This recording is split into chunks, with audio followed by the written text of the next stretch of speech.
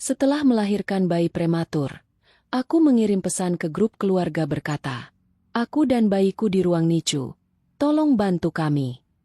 Tapi, ibu mertua dan suamiku malah mengirim foto liburan mewah mereka di Hawaii dan berkata, "Kami tidak peduli. Urus semua sendiri. Jangan ngerepotin." Aku hanya diam dan menyusun sebuah kejutan. 2 hari kemudian, 70 panggilan masuk dari suami dan keluarganya panik. Aku hanya menjawab, "Maaf aku lagi repot," dan mematikan telepon. Mereka berdua histeris. Karena, sebelum ceritanya dimulai, silahkan tulis di kolom komentar dari daerah mana saja teman-teman yang menonton cerita ini. Jangan lupa like dan subscribe agar channel ini bisa semakin berkembang dan bisa mempersembahkan cerita yang lebih menarik lagi. Suara mesin pemantau detak jantung memecah kesunyian ruangan putih itu dengan ketukan yang teratur namun terasa menyiksa telinga.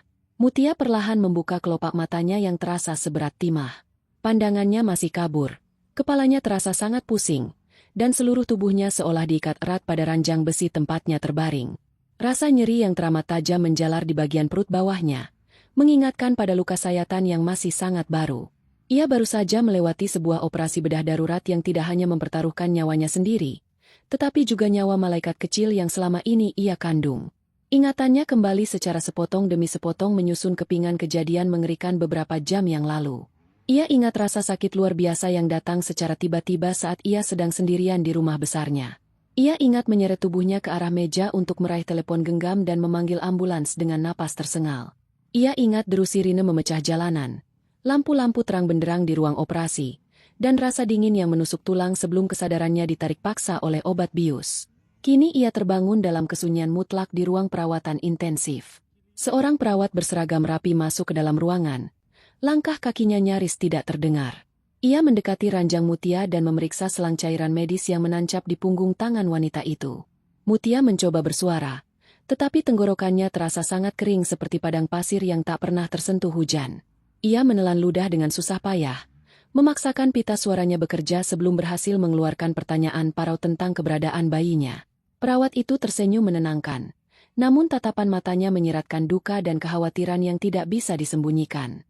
Dengan suara lembut perawat menjelaskan bahwa bayi Mutia harus dilahirkan jauh sebelum waktunya karena kondisi medis yang sangat kritis dan membahayakan keselamatan keduanya. Saat ini, bayi laki-laki itu berada di ruang perawatan intensif khusus bayi prematur.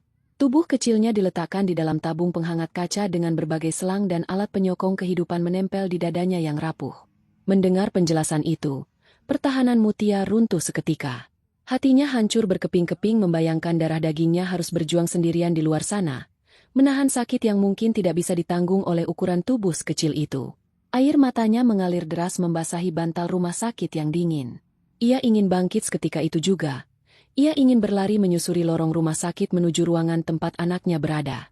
Ia ingin merengkuh tubuh mungil itu, memberikan kehangatan dari pelukannya, dan membisikkan kata-kata penenang bahwa ibunya ada di sini.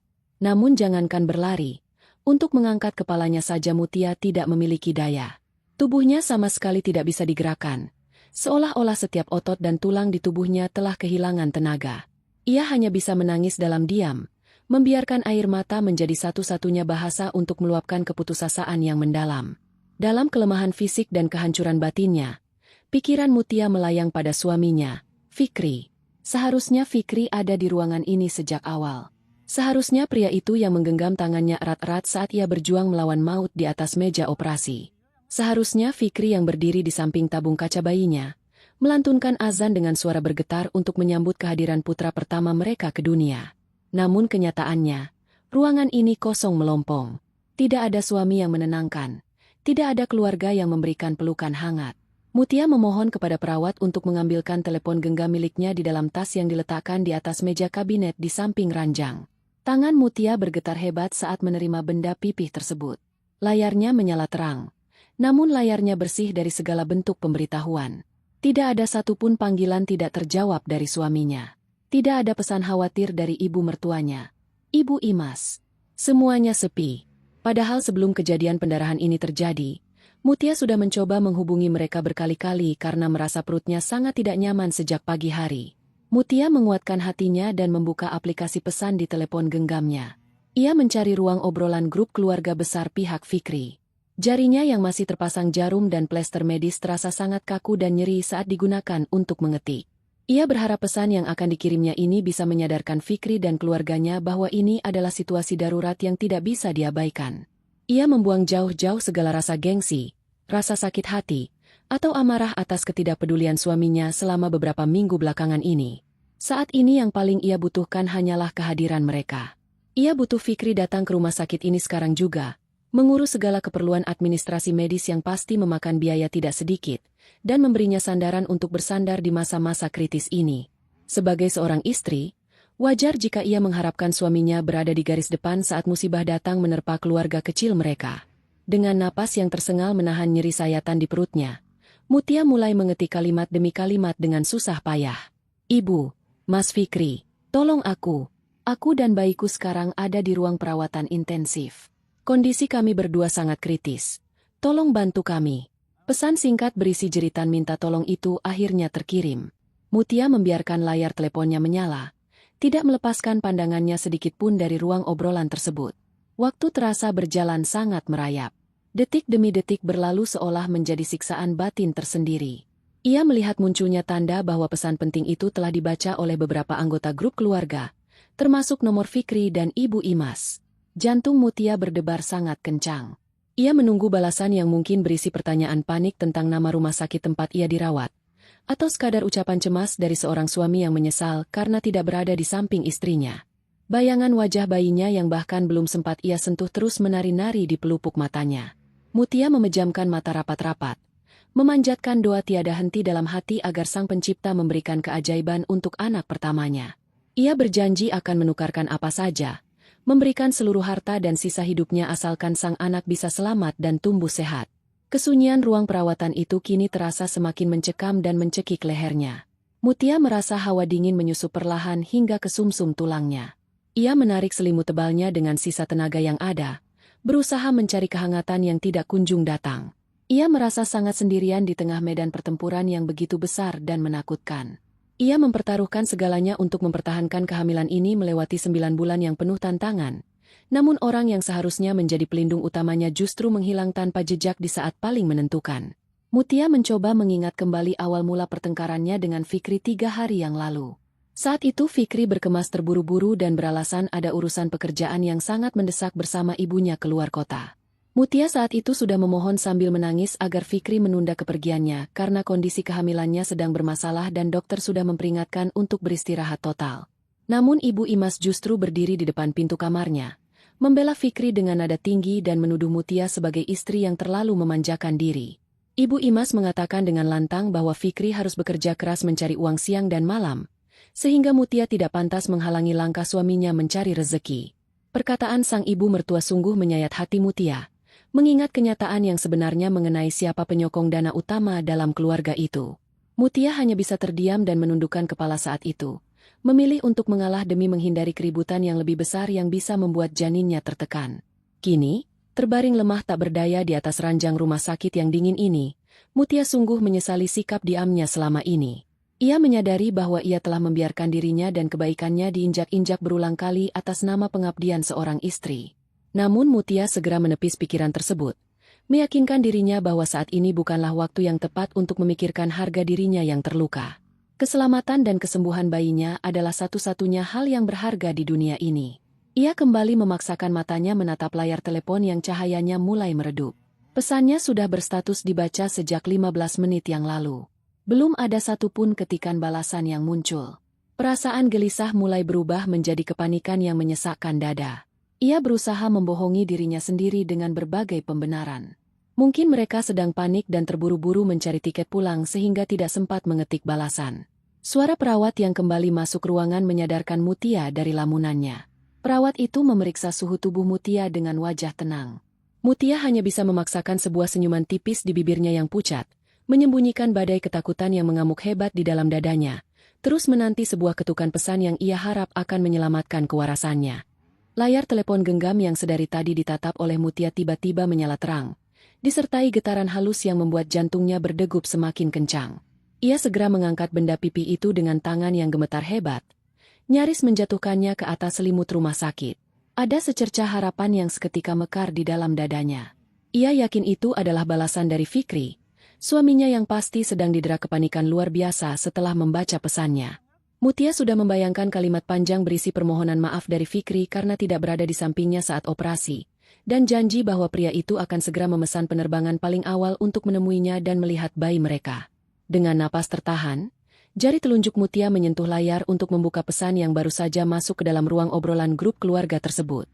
Harapan yang baru saja mekar di dalam dada Mutia langsung hancur berkeping-keping dan musnah tanpa sisa dalam sekejap mata. Balasan yang masuk sama sekali bukan barisan kalimat penenang, apalagi pernyataan rindu dan cemas dari seorang suami. Balasan itu adalah sebuah kiriman foto. Mutia melebarkan kedua matanya yang masih sembab oleh air mata, berusaha memastikan bahwa penglihatannya tidak salah karena pengaruh obat bius. Namun gambar di layar itu begitu tajam dan jelas. Foto itu memperlihatkan Fikri yang mengenakan kemeja santai bermotif cerah, tersenyum lebar hingga memamerkan deretan giginya. Tangannya menggenggam gelas berisi minuman buah dingin yang segar. Di samping kanannya berdiri Ibu Imas, memakai kacamata hitam lebar dengan topi pantai, tertawa bahagia menghadap kamera. Latar belakang foto tersebut adalah pemandangan pantai luar negeri yang sangat indah. Hamparan pasir putih bersih dan laut biru jernih di bawah langit yang sangat cerah, sangat kontras dengan ruangan rumah sakit Mutia yang dingin dan tertutup rapat. Namun yang membuat darah Mutia seolah berhenti mengalir bukanlah pemandangan liburan mewah itu. Pandangannya terpaku pada sosok ketiga dalam foto tersebut. Di sebelah kiri Fikri, berdiri seorang wanita cantik berambut panjang yang mengenakan pakaian santai elegan. Wanita itu bernama Dina. Posisi tubuh Dina sangat dekat dengan Fikri. Tangannya melingkar mesra di lengan suami Mutia. Dina tersenyum menawan menghadap kamera, seolah menantang dunia dengan pesonanya. Mutia sangat mengenal siapa Dina. Ia adalah wanita yang sering berkunjung ke rumah mereka dengan alasan sebagai kerabat jauh Ibu Imas, atau rekan bisnis yang membantu proyek perusahaan Fikri. Mutia selalu berusaha membuang kecurigaannya selama ini karena ia tidak ingin menuduh suaminya tanpa bukti nyata. Namun kini, foto di layar teleponnya menjadi bukti tidak terbantahkan yang menghancurkan seluruh kepercayaannya. Di bawah kiriman foto tersebut, terdapat pesan teks dari Fikri yang diketik dengan sangat sadar. Kalimatnya berbunyi, "Jangan membuat suasana liburan kami jadi suram dengan drama. Kami sedang menikmati hasil kerja keras dan merayakan kesuksesan besar di sini. Urus saja semuanya sendiri. Kamu kan sudah dewasa. Jangan merepotkan kami terus. Merusak suasana saja." Belum sempat Mutia mencerna seluruh kekejaman dari kalimat suaminya, satu pesan balasan lagi muncul di bawahnya. Kali ini pesan itu berasal dari nomor telepon Ibu Imas. Pesan sang ibu mertua berbunyi, "Dina jauh lebih menyenangkan diajak jalan-jalan daripada kamu yang hanya bisa mengeluh dan menyusahkan anakku. Jangan ganggu kesenangan Fikri dan Dina. Urus saja masalahmu di rumah sakit itu sendirian. Jangan mencari perhatian." Mutia membaca ulang pesan demi pesan itu berkali-kali. Setiap kata seolah menjadi pedang kasat mata yang menusuk-nusuk perutnya yang baru saja dibedah, mengoyak luka jahitannya dari dalam. Tubuhnya tidak lagi gemetar karena sedih, melainkan karena gejolak emosi yang sangat asing dan menakutkan. Ia menatap layar teleponnya cukup lama, menatap senyum bahagia tiga orang yang sedang berpesta di atas penderitaannya dan di atas perjuangan hidup mati anaknya di ruangan sebelah. Air mata yang sedari tadi mengalir deras tiba-tiba saja berhenti. Kesedihan mendalam yang meremas hatinya menguap begitu saja ke udara, digantikan oleh hawa dingin yang merayap naik ke ubun-ubunnya. Hatinya yang hancur perlahan-lahan membeku, mengeras menjadi bongkahan amarah yang sangat tenang namun mematikan. Ia meletakkan telepon genggamnya perlahan di atas dadanya, menatap langit-langit kamar rumah sakit yang berwarna putih bersih. Selama ini ia telah menutup mata rapat-rapat, menahan segala perlakuan buruk demi mempertahankan keutuhan rumah tangga. Ia selalu mengalah saat Ibu Imas merendahkannya di depan kerabat yang lain. Ia tetap diam dan tersenyum saat Fikri menghamburkan uang untuk membeli barang-barang mewah yang tidak penting. Mutia membiarkan mereka hidup bagaikan raja dan ratu, memberikan kepercayaan penuh kepada Fikri untuk mengelola semua aset bisnis yang sebenarnya adalah hasil keringat Mutia sendiri peninggalan keluarganya. Fikri dan ibunya selalu bersikap seolah-olah kemewahan yang mereka nikmati adalah hasil kerja keras pria itu. Padahal kenyataannya, Fikri tidak memiliki sepeser pun modal saat pertama kali menikahinya. Semua perusahaan, rumah mewah yang mereka tinggali, hingga biaya perjalanan luar negeri yang mereka banggakan saat ini, semuanya berasal dari rekening pribadi Mutia. Kemarahan yang membeku di dada Mutia kini berubah menjadi kesadaran penuh. Mereka menyebutnya merepotkan. Mereka merasa terganggu karena ia meminta bantuan saat berjuang melahirkan anak dari benih pria itu sendiri. Mereka bahkan dengan terang-terangan memamerkan perselingkuhan itu di hadapannya, merendahkannya seolah-olah Mutia adalah pihak yang tidak memiliki kekuatan apa-apa. Sebuah senyum tipis, dingin, dan penuh perhitungan perlahan terukir di bibir Mutia yang pucat. Rasa sakit pada luka bedahnya seolah menguap, tergantikan oleh kekuatan luar biasa yang bersumber dari insting seorang ibu yang dikhianati. Ia menyadari satu hal yang pasti. Jika ia terus menangis dan meratapi nasib, ia dan bayinya akan mati perlahan-lahan oleh tekanan batin. Ia harus bangkit dan mengingatkan parasit-parasit itu tentang siapa pemilik sah tahta yang selama ini mereka duduki. Dengan gerakan perlahan dan hati-hati agar selang medisnya tidak terlepas, Mutia kembali mengangkat telepon genggamnya. Ia mengabaikan rasa perih di jarinya dan mulai mencari sebuah nomor penting di daftar kontaknya. Nomor itu milik bapak pengacara, orang kepercayaan mutlak keluarganya yang selama ini mengurus seluruh dokumen hukum dan kekayaan milik Mutia yang sengaja ia sembunyikan pengelolaannya dari jangkauan Fikri. Telepon berdering 2 kali sebelum terdengar suara bariton yang tegas dari seberang sambungan. Tanpa membuang waktu untuk membalas sapaan formal, Mutia langsung memberikan perintah dengan nada suara yang sangat datar, tenang, namun membawa aura ancaman yang tidak bisa dibantah oleh siapapun. Tolong dengarkan perintah saya baik-baik, Bapak pengacara. Saya ingin Anda mencabut seluruh dukungan dana dari perusahaan yang dijalankan Fikri saat ini juga. Blokir seluruh akses menuju rekening gabungan kami. Batalkan semua kartu pembayaran yang ada di tangan Fikri dan ibunya seketika ini juga tanpa peringatan. Bekukan semua aset atas nama saya yang selama ini mereka pakai. Jangan sisakan satu celah pun untuk mereka mengakses uang saya. Lakukan semuanya sekarang, detik ini juga. Pastikan dalam waktu kurang dari 1 jam mereka terputus dari segala sumber keuangan. Suara Mutia terdengar sangat mantap bergema di ruangan yang sunyi itu. Di seberang telepon, sang pengacara sempat terdiam sejenak, menangkap keseriusan yang mutlak dari nada bicara klien utamanya itu, sebelum menjawab dengan penuh kepatuhan. Perintah Anda sangat jelas.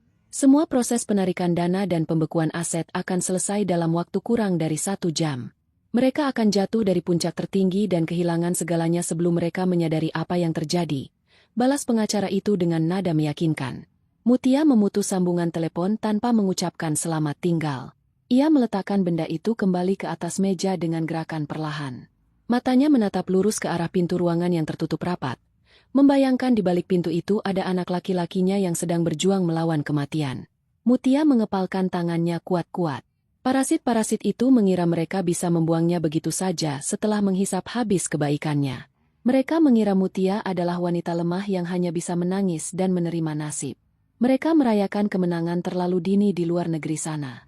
Mulai hari ini, Mutia memastikan bahwa setiap tetes air matanya di rumah sakit ini akan dibayar lunas dengan kehancuran mutlak bagi orang-orang yang telah membuangnya. Dan badai kehancuran itu baru saja ia mulai tanpa mengeluarkan 1 tetes pun air mata tambahan.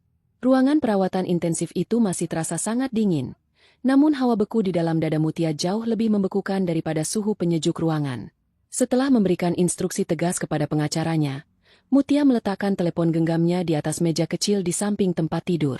Ia memejamkan mata, membiarkan pikirannya mengurai kembali rentetan kebohongan yang selama ini menyelimuti kehidupan rumah tangganya. Selama bertahun-tahun, ia telah hidup dalam sebuah sandiwara yang dirancang begitu rapi oleh suaminya sendiri. Fikri selalu tampil sebagai sosok suami yang bekerja sangat keras, pria cerdas yang seolah-olah membangun kerajaan bisnis dari nol. Ibu Imas, sang ibu mertua, tidak pernah berhenti membanggakan putra tunggalnya itu di hadapan seluruh kerabat. Mereka selalu bercerita dengan dada membusung tentang betapa hebatnya Fikri memimpin puluhan pegawai dan menghasilkan keuntungan miliaran rupiah setiap bulannya. Mutia selama ini hanya diam dan tersenyum setiap kali mendengar bualan tersebut. Ia memilih menekan harga dirinya demi menjaga kehormatan sang suami di mata dunia. Kenyataan yang sebenarnya tersimpan rapat di dalam lemari besi di ruang kerja Mutia. Seluruh perusahaan dagang dan properti yang dikelola Fikri adalah warisan murni dari mendiang orang tua Mutia. Saat mereka menikah, Fikri hanyalah seorang pegawai biasa yang bahkan kesulitan membayar biaya sewa tempat tinggalnya sendiri. Mutia yang digerakkan oleh rasa cinta dan pengabdian seorang istri, perlahan-lahan mengangkat derajat suaminya. Ia memberikan posisi direktur utama kepada Fikri, memberikannya wewenang untuk mengambil keputusan bisnis, dan membiarkan pria itu menikmati fasilitas mewah agar terlihat meyakinkan di depan para rekan kerja. Mutia memberikan akses ke beberapa rekening perusahaan, Percaya penuh bahwa suaminya akan mengelola harta tersebut dengan bijaksana untuk masa depan keluarga mereka. Ia tidak pernah menyangka bahwa kebaikannya justru menjadi senjata yang digunakan Fikri untuk menikam punggungnya. Pria itu menggunakan kekayaan Mutia untuk memanjakan ibunya dan membiayai gaya hidup mewah bersama wanita lain. Suara ketukan pintu yang sangat pelan membuyarkan lamunan Mutia. Seorang dokter spesialis kandungan yang sejak awal menangani operasinya masuk ke dalam ruangan, diikuti oleh seorang perawat. Wajah dokter Parubaya itu terlihat serius namun menyimpan sebersit kelegaan. Dokter itu berdiri di samping ranjang Mutia, memeriksa catatan medis yang menempel di ujung tempat tidur sebelum menatap Mutia dengan senyum tipis. "Bagaimana perasaan Anda hari ini, Nyonya Mutia? Apakah rasa nyeri di bagian perut sudah mulai berkurang?" Tanya dokter itu dengan nada suara yang sangat tenang dan menyejukkan. "Masih terasa sakit saat saya bergerak, dokter. Tapi saya bisa menahannya. Tolong katakan bagaimana keadaan anak saya. Apakah dia baik-baik saja di ruang perawatan sebelah?" Mutia membalas pertanyaan itu dengan suara yang masih parau. Matanya menatap dokter dengan penuh harap. "Putra Anda adalah seorang pejuang yang sangat tangguh.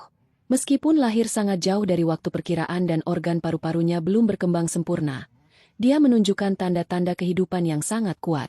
Kami telah memberikan obat-obatan untuk memacu pematangan organ tubuhnya. Detak jantungnya mulai stabil sejak 1 jam yang lalu. Dia masih harus berada di dalam tabung penghangat dan menggunakan alat bantu napas untuk waktu yang cukup lama, tetapi masa kritis pertamanya sudah berhasil ia lewati dengan baik." Jelas dokter tersebut sambil menganggukkan kepalanya perlahan, memberikan keyakinan kepada Mutia. Air mata harus ketika menetes membasahi sudut mata Mutia. Berita itu adalah satu-satunya hal yang ia butuhkan untuk tetap waras di tengah kehancuran hidupnya. Putranya berjuang begitu keras untuk bertahan hidup, maka Mutia bersumpah pada dirinya sendiri bahwa ia juga harus menjadi wanita yang tidak terkalahkan demi melindungi darah dagingnya. Ia menyeka air matanya dengan ujung jari, menatap dokter itu dengan pandangan yang tiba-tiba berubah menjadi sangat tajam dan penuh tekad. "Terima kasih banyak, dokter. Saya mohon berikan perawatan medis yang paling baik untuk anak saya. Berapapun biayanya, tolong gunakan fasilitas dan peralatan yang paling canggih yang dimiliki rumah sakit ini. Saya ingin segera bisa melihatnya. Kapan saya diizinkan duduk di kursi roda dan pergi ke ruangan tempat anak saya dirawat?" Tanya Mutia dengan nada suara yang menuntut ketegasan. "Jika kondisi tekanan darah Anda stabil sampai sore nanti, perawat akan membantu Anda memindahkan tubuh ke kursi roda. Anda hanya boleh melihatnya dari balik kaca demi menjaga area ruangan bayi tetap steril dari bakteri luar. Anda juga harus mulai memompa air susu, meskipun jumlahnya mungkin masih sangat sedikit, karena itu adalah obat terbaik untuk memulihkan daya tahan tubuh putra Anda," jawab dokter sebelum akhirnya berpamitan keluar ruangan untuk memeriksa pasien lain. Sepeninggal dokter tersebut, telepon genggam Mutia bergetar panjang. Sebuah panggilan masuk dari pengacaranya.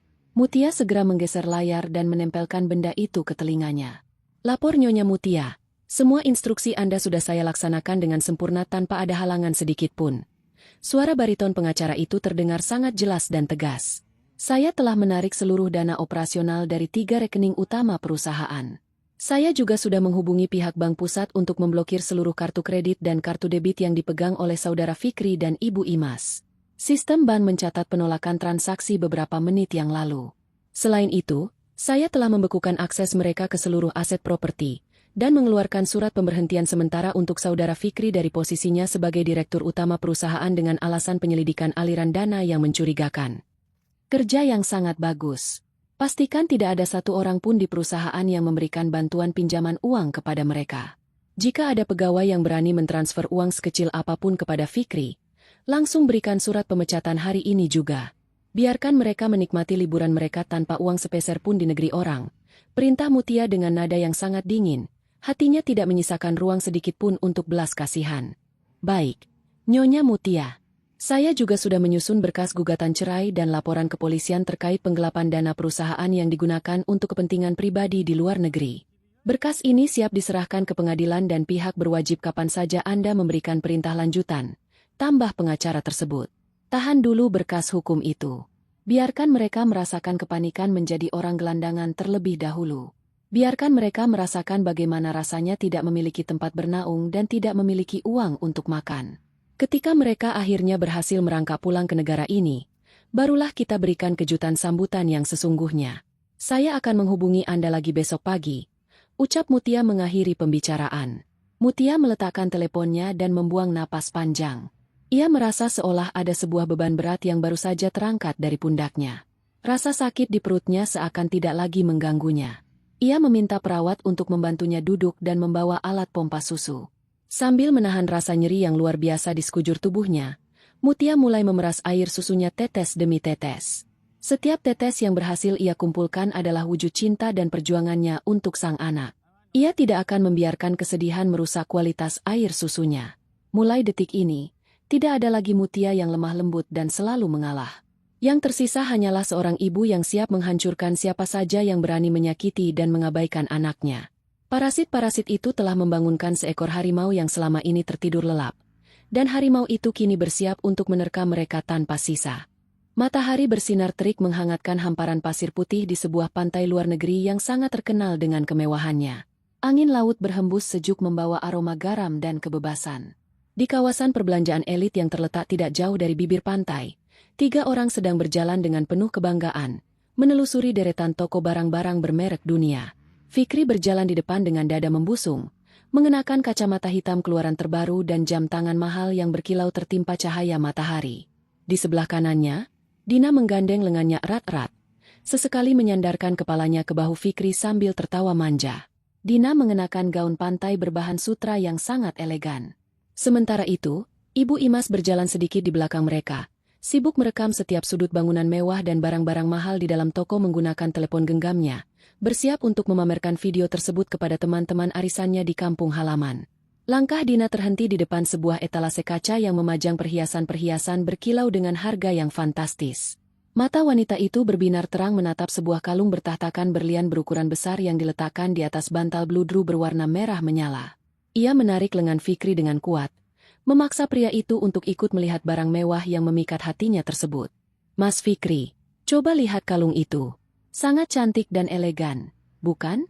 Kalau aku memakai kalung itu saat kita makan malam nanti, pasti aku akan menjadi wanita paling bersinar di seluruh tempat makan. Boleh ya, Mas, belikan ini untukku? Anggap saja sebagai hadiah perayaan karena kamu sudah berhasil mendapatkan proyek besar bulan ini.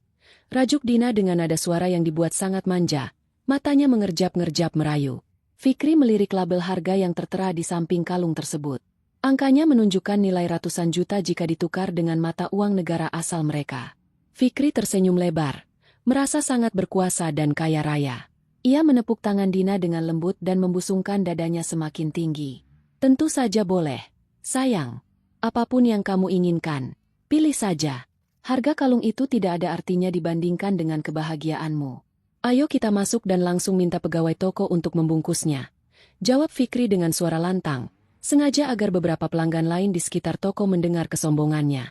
Ibu Imas yang mendengar percakapan itu segera menyusul masuk ke dalam toko perhiasan yang lantainya terbuat dari marmer mengkilap itu. Mereka disambut oleh pegawai toko yang berpakaian sangat rapi. Dina langsung menunjuk kalung berlian incarannya. Sementara Ibu Imas juga ikut-ikutan menunjuk sepasang anting emas bertahtakan batu mulia berwarna biru laut. Fikri hanya menganggukkan kepala sambil tersenyum congkak, menyetujui semua permintaan dua wanita yang sangat ia manjakan itu. Pegawai toko membungkus perhiasan tersebut dengan kotak yang sangat mewah dan membawa tagihan pembayaran ke arah meja kasir. Fikri berjalan menuju meja kasir dengan gaya berjalan yang sangat santai. Ia mengeluarkan sebuah dompet kulit tebal dan menarik satu kartu berwarna hitam yang selama ini selalu menjadi kebanggaannya. Ia menyerahkan kartu itu kepada pegawai kasir dengan gaya seolah-olah ia adalah pemilik toko tersebut. Pegawai kasir memasukkan kartu ke dalam mesin pembayaran elektronik. Fikri berbalik ke arah Dina dan ibunya, memberikan kedipan mata bangga. Namun beberapa detik kemudian, mesin itu mengeluarkan bunyi penolakan yang cukup keras. Pegawai kasir melihat layar mesin dengan kening berkerut. Mohon maaf, Tuan. Transaksi Anda ditolak oleh pihak bank. Apakah Anda memiliki kartu lain yang bisa digunakan? Tanya pegawai kasir itu dengan nada yang sangat sopan, namun cukup membuat senyum di wajah Fikri sedikit memudar. Ah, mungkin ada gangguan jaringan antar negara. Coba pakai mesin yang lain, atau gesek sekali lagi. Saldo di kartu itu jumlahnya tidak terbatas.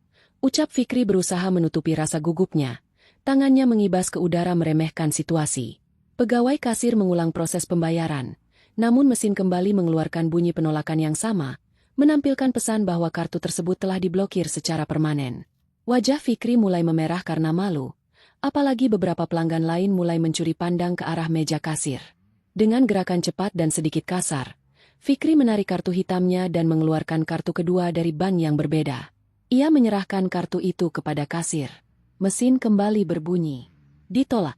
Fikri mulai berkeringat dingin. Ia mengeluarkan semua kartu yang ia miliki di dalam dompetnya, menjejalkannya ke atas meja kaca. Pegawai kasir mencoba kartu-kartu itu satu persatu, dan hasilnya selalu sama. Semua kartu pembayaran menolak transaksi. Maafkan saya, Tuan. Seluruh kartu Anda tidak dapat diproses. Mungkin Anda perlu menghubungi bank Anda terlebih dahulu. Kami tidak bisa menyerahkan perhiasan ini tanpa pembayaran yang berhasil, ucap pegawai kasir. Kali ini nadanya terdengar lebih dingin dan tatapannya mulai menyelidik, mengira Fikri adalah seorang penipu. Mas Fikri, ada apa ini? Kenapa memalukan sekali? Kalau tidak punya uang, tidak usah berjanji membelikan perhiasan mahal. Ketus Dina yang wajahnya seketika berubah masam. Ia mundur beberapa langkah, merasa sangat terhina menjadi pusat perhatian di toko mewah tersebut. Ibu Imas juga mulai panik. Ia mencoba membuka aplikasi bank di telepon genggamnya, namun layar teleponnya menampilkan tulisan bahwa akses masuknya telah dibekukan demi alasan keamanan. Fikri menarik lengan ibunya dan Dina, mengajak mereka keluar dari toko perhiasan itu dengan langkah terburu-buru, menghindari tatapan merendahkan dari para pegawai toko. Setibanya di luar, udara pantai yang panas terasa semakin menyengat kulit. Ini pasti ada kesalahan sistem di kantor pusat. Aku akan menelepon direktur keuangan sekarang juga. Mereka pasti melakukan kesalahan bodoh yang memblokir kartu-kartuku saat aku sedang berada di luar negeri. Gerutu Fikri sambil menekan nomor telepon direktur perusahaannya dengan jari yang gemetar. Panggilan tersambung setelah nada dering kelima. Suara direktur keuangan di seberang sana terdengar sangat panik dan dipenuhi ketakutan. Halo, Pak Fikri. Akhirnya Bapak bisa dihubungi. Keadaan di kantor sedang sangat kacau balau.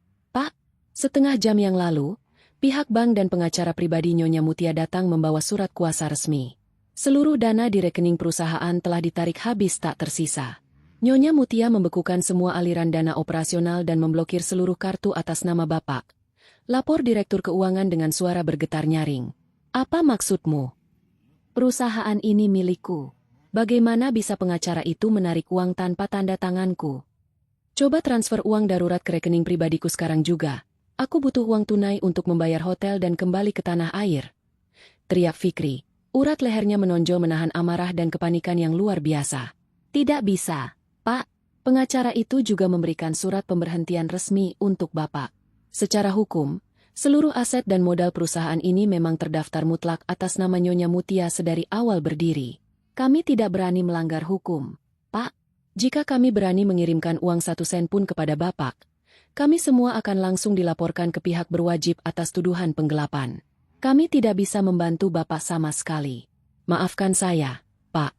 Ucap direktur keuangan sebelum sambungan telepon itu diputus secara sepihak dari Jakarta. Fikri berdiri mematung di pinggir jalan raya luar negeri yang ramai itu. Telepon genggamnya perlahan merosot dari genggamannya. Otaknya seakan berhenti bekerja. Baru beberapa jam yang lalu ia mengirimkan pesan kejam yang menyuruh istrinya mengurus masalah sendirian, dan menganggap pesannya sebagai gangguan kecil di tengah liburan mewah. Kini ia menyadari kebenaran yang mengerikan. Pesan dari Mutia di ruang perawatan intensif itu bukanlah sebuah rengekan minta tolong. Pesan itu adalah kesempatan terakhir yang diberikan Mutia kepadanya. Dan karena ia telah membuang kesempatan itu dengan penuh kesombongan, Mutia kini meruntuhkan seluruh langit di atas kepalanya. Fikri, Ibu Imas, dan Dina kini berdiri di negara orang asing, terjebak di tanah impian yang tiba-tiba berubah menjadi neraka, tanpa uang sepeser pun di dalam saku mereka. Badai kehancuran itu baru saja menyapu habis seluruh kesombongan mereka. Langit luar negeri yang cerah seolah berubah menjadi mendung yang sangat pekat di mata Fikri. Telepon genggam yang baru saja ia gunakan untuk menghubungi kantornya terlepas begitu saja dari genggaman tangannya yang bergetar hebat. Jatuh membentur trotoar jalanan dengan suara berderak. Laki-laki itu berdiri mematung bagaikan patung batu. Napasnya tersengal-sengal seakan-akan pasokan udara di sekitarnya telah habis terhisap. Keringat dingin sebesar biji jagung mulai bermunculan di dahinya, mengalir turun melewati pelipis dan membasahi kerah kemeja mahalnya. Pikirannya kosong melompong, tidak mampu mencerna rentetan kejadian mengerikan yang baru saja menimpanya dalam hitungan menit. Kata-kata direktur keuangannya terus berputar-putar di dalam kepalanya bagaikan kaset rusak yang terus mengulang nada sumbang. Semua uang ditarik habis. Semua kartu diblokir. Fikri dipecat dari jabatannya. Kekayaan yang selama ini ia banggakan dan ia gunakan untuk menyombongkan diri ternyata bisa lenyap tak berbekas hanya dengan satu jentikan jari dari wanita yang baru saja ia caci maki. Dina yang sedari tadi berdiri di sampingnya mulai kehilangan kesabaran. Wanita itu melipat kedua tangannya di depan dada, menatap Fikri dengan sorot mata tajam dan penuh tuntutan. Wajah cantiknya yang beberapa saat lalu memancarkan senyum manja kini berubah menjadi sangat kaku dan sinis. Ia merasa sangat dipermalukan di dalam toko perhiasan tadi, dan kini pria yang menjanjikan kemewahan kepadanya malah berdiri mematung seperti orang bodoh di pinggir jalan raya. Dina menyentuh bahu Fikri dengan kasar, mengguncang tubuh pria itu untuk menyadarkannya dari lamunan kosong. Ia tidak peduli dengan wajah pucat pasi Fikri, yang ia pedulikan hanyalah penjelasan mengapa ia tidak bisa mendapatkan kalung berlian yang sudah ia bayangkan akan melingkar indah di lehernya. Mas Fikri, kamu ini kenapa? Jangan diam saja seperti orang kebingungan. Cepat telepon bank pusat sekarang juga dan selesaikan masalah kartu pembayaranmu ini. Aku tidak mau tahu. Hari ini kamu harus membelikan kalung itu untukku. Kamu sudah berjanji di depan pelayan toko tadi. Mau ditaruh di mana wajahku kalau kita pergi begitu saja karena kamu tidak bisa membayar? Tuntut Dina dengan suara melengking yang memekakan telinga, sama sekali tidak menyembunyikan rasa kesalnya. Ibu Imas yang melihat keadaan putranya mulai ikut merasa cemas. Ia mendekati Fikri dan memungut telepon genggam yang terjatuh di trotoar. Layar telepon itu retak, namun masih menyala. Ibu Imas menepuk punggung Fikri dengan lembut, mencoba menenangkan putra kesayangannya meskipun hatinya sendiri diliputi perasaan was-was yang luar biasa. Ia belum pernah melihat Fikri terlihat begitu hancur dan ketakutan selama bertahun-tahun terakhir. Nak, ada apa sebenarnya? Siapa yang tadi kamu telepon? Apakah benar Ban melakukan kesalahan? Coba hubungi Mutia. Suruh istri tidak berguna itu yang menelepon pihak bank dari sana. Dia kan selalu di rumah. Suruh dia bekerja sedikit untuk mengurus masalah suaminya.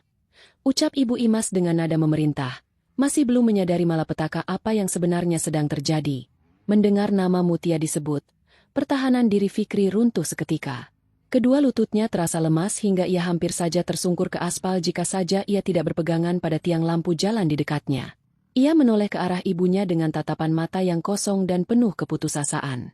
Suaranya terdengar sangat parau dan bergetar saat ia akhirnya membuka mulut untuk menjelaskan kenyataan pahit yang baru saja ia ketahui. Semuanya sudah habis. Ibu, tidak ada kesalahan dari pihak bank. Mutia yang melakukan semua ini. Dia telah menyewa pengacara untuk menarik seluruh dana operasional perusahaan dan memblokir semua kartu pembayaran yang kita bawa. Perusahaan itu, rumah kita, mobil mewah yang kita pakai, semuanya terdaftar atas nama Mutia. Dia membekukan semuanya. Kita sekarang tidak punya uang sepeser pun. Ibu, kita bangkrut. Jelas Fikri dengan napas memburu. Air mata keputusasaan mulai menggenang di pelupuk matanya. Pernyataan Fikri bagaikan petir di siang bolong yang menyambar tepat di atas kepala Dina dan Ibu Imas. Dina memundurkan langkahnya secara teratur, menatap Fikri dengan pandangan tidak percaya yang perlahan-lahan berubah menjadi tatapan jijik yang sangat merendahkan. Masker kepalsuan wanita itu terlepas sepenuhnya.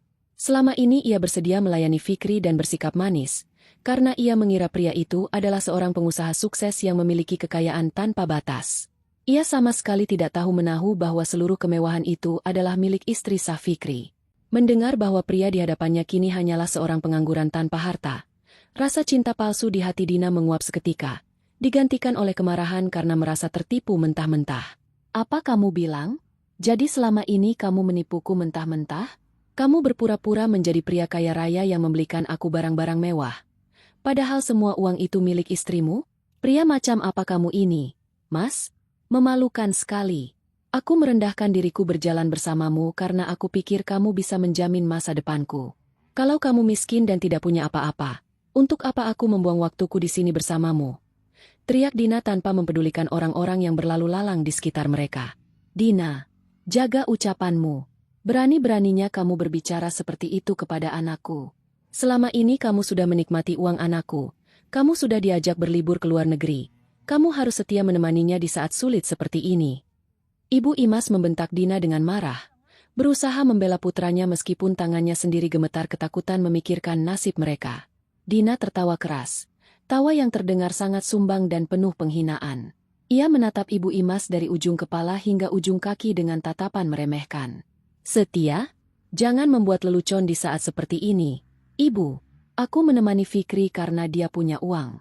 Kalau uangnya sudah tidak ada, urusanku dengan kalian sudah selesai. Coba saja kalian bertahan hidup di negara orang tanpa sepeser uang pun.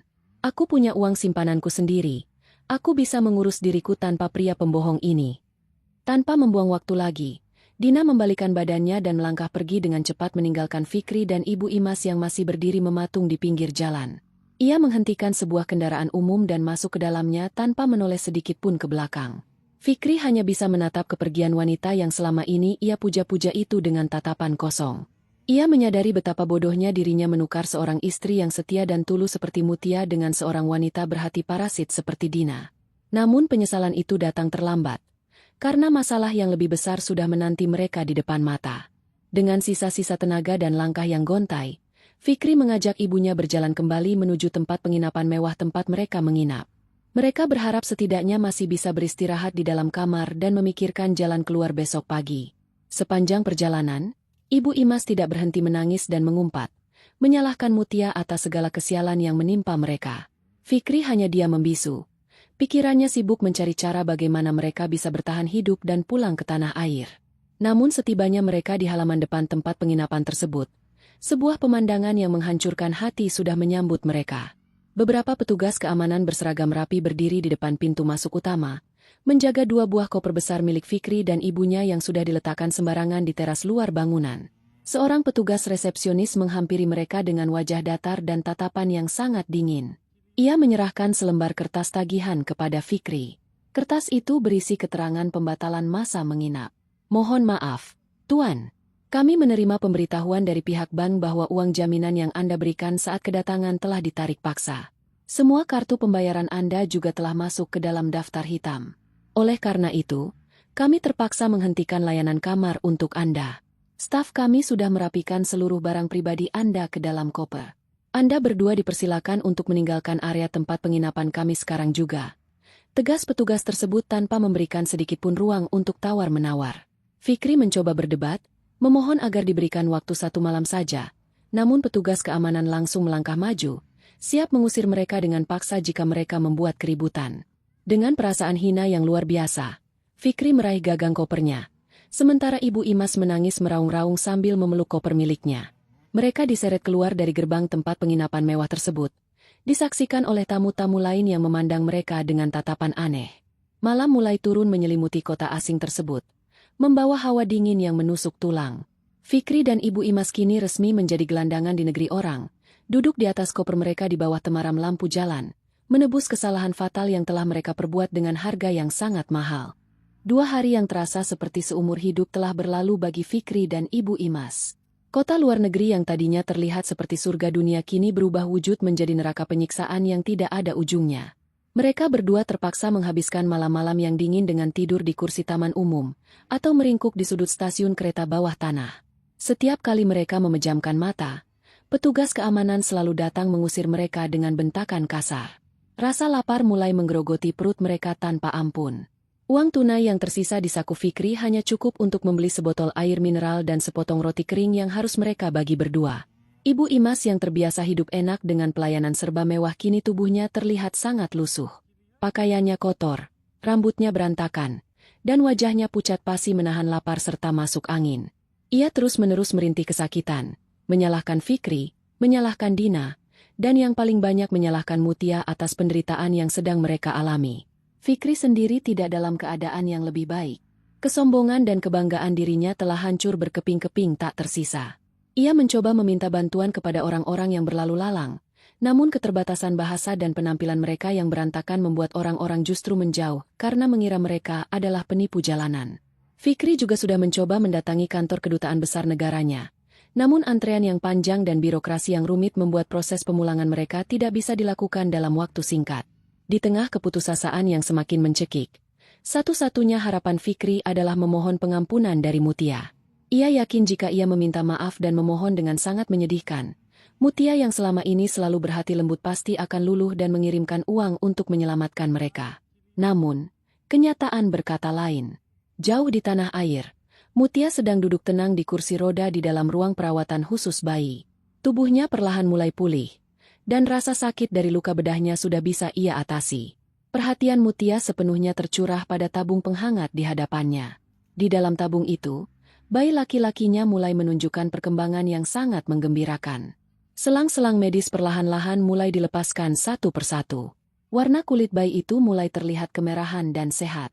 Setiap kali Mutia memasukkan tangannya ke dalam lubang tabung untuk menyentuh jemari mungil anaknya, bayi itu akan menggenggam jari Mutia dengan kuat, seolah-olah menyalurkan kekuatan kehidupan yang luar biasa kepada ibunya. Mutia tersenyum sangat tulus. Senyum pertama yang benar-benar lepas sejak kejadian mengerikan hari itu. Ia tidak lagi memikirkan rasa sakit hatinya, karena kebahagiaan melihat putranya bertahan hidup jauh lebih besar dari apapun di dunia ini. Setelah puas melihat perkembangan bayinya, perawat membantu Mutia kembali ke kamar perawatannya untuk beristirahat. Setibanya di kamar, Mutia duduk bersandar di bantal yang ditumpuk tinggi, meraih telepon genggamnya yang tergeletak di atas meja. Begitu layar telepon menyala, puluhan pemberitahuan langsung membanjiri layarnya secara bersamaan. Ada 70 panggilan tidak terjawab yang semuanya berasal dari nomor luar negeri milik suaminya. Mutia menatap deretan pemberitahuan itu dengan pandangan yang sangat tenang dan wajah yang sama sekali tidak menampilkan emosi apapun. Tidak ada rasa kasihan, tidak ada rasa sedih, dan tidak ada niat sedikitpun untuk membalas panggilan tersebut. Ia bisa membayangkan kepanikan luar biasa yang sedang melanda Fikri di sana, dan bayangan itu justru memberikan rasa kepuasan tersendiri di sudut hatinya. Mutia meletakkan kembali telepon genggamnya di pangkuannya dan mulai membaca buku panduan merawat bayi lahir awal.